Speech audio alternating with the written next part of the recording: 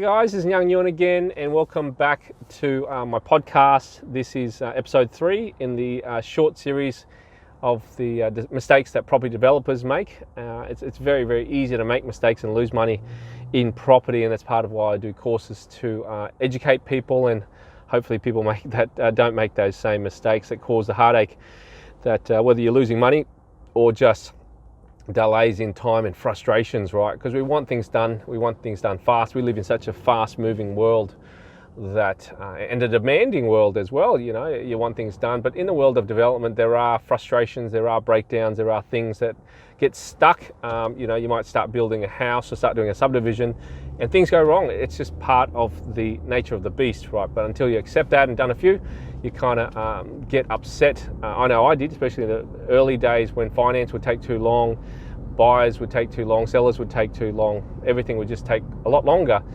than promised or expected, right? So anyway, today I'm going to be talking about one of the key mistakes that property developers make, which is not being area experts. And you may have heard me talk about this in other episodes or other recordings, but it is so critical to know your turf. And when people are starting and they get so excited about doing development, or whether it's building townhouses or subdividing land, or even it's building a granny flat, lifting a house building and under, they don't do enough research. They don't spend the time on the weekends, let's say, going to open homes, talking to real estate agents and getting to know the marketplace, getting to know what's selling. Do people prefer one bedders at 30 square meters, two bedders at 80 square meters, or 4-bedroom houses with 2 bathrooms and 2 car garages versus 2 carports? So I think area expertise, being a deal expertise, strategy expertise, is very important. And there's so many shiny bright objects out there. You jump on the internet, jump on Facebook, if you get an account, you'll get spammed with all this advertising, probably some of it's mine as well, but talking about no money down and subdivision strategies, townhouse strategies, unit strategies. There's so many different ways. So I think being an area expert is critical, but before that you need to work out what area you are going to focus on, and that's determined by several things. One is the budget. I think it's important that you focus on having the right budget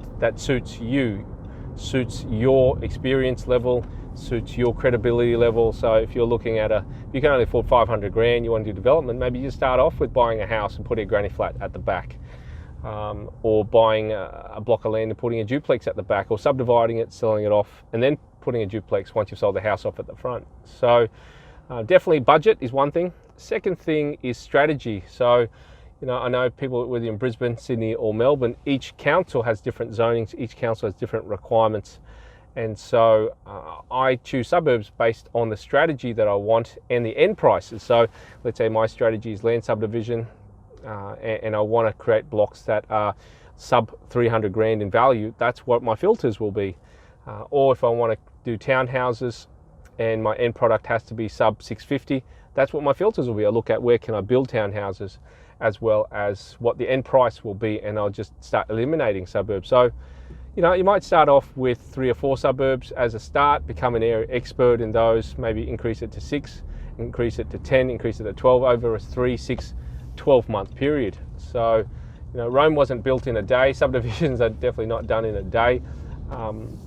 It takes time to build that expertise in that marketplace and that knowledge, and build the right to do bigger projects and grow organically, right? So the second thing, like I mentioned, is definitely strategy. And the third thing is geographics and locality to where you are or where do you live. So I've done projects out of town before, and I'm currently doing a childcare centre project out of town. It's in Melbourne, Frankston South actually, and we're waiting for approval to come through. Still, it's taken a while, and it's very hard when you're doing stuff out of town. So if you can, I know affordability is a big challenge. If you're living in Redfern and houses there are $2 million and you go an hour out, it will definitely reduce the price. You might have to go 2 hours out. I've got clients doing stuff in Orange, which is 3 hours out of Sydney, to get a 300k entry level price point, right? So my point is, ideally, an hour or less away from where you live, just so that you can go and do things quickly. If there's an inspection of an afternoon, you can go and have a look, or if there's a problem with your rental property, you can go fix it relatively quickly. So, you know, as much as I leverage a lot of my development out, i.e. civil contractors, plumbers, town planners, consultants, all those kind of tradespeople and consultants and leverage there, you do need to be on the ground so you can touch it, feel it, have a smell of it. You know, you can only do so much by Google Maps. You know, you need to see what the neighbours are like, what the neighbourhood's like, what the noise is like, what the smell is like. Some places they're really close to tips, or there's a lot of industrial there. If it's too close to those areas and you don't know about that, it can affect your end prices or how long it takes for you to sell. So sometimes I know people in certain areas, they'll buy property, do a development, maybe knock it down, build a duplex, and they'll wait for the market to go up before they can sell because there's just no margins there, which is ridiculous, right? So area expertise is critical. Like at the moment, like I mentioned previously, I'm building a house. It's part of a 1:2 subdivision, and I've grown up around that area. It's in a lesser, lower area, or a B grade part of that area where land is a little bit cheaper, but it's a little bit noisier, closer to industrial. But I'm really comfortable with that area because it's next to other really strong areas and maintains those values. There's good capital growth potentially down the track. Plus it's close to train station and close to infrastructure. So my point is that that's a big mistake that property developers make, is that they just try to do too much by remote control.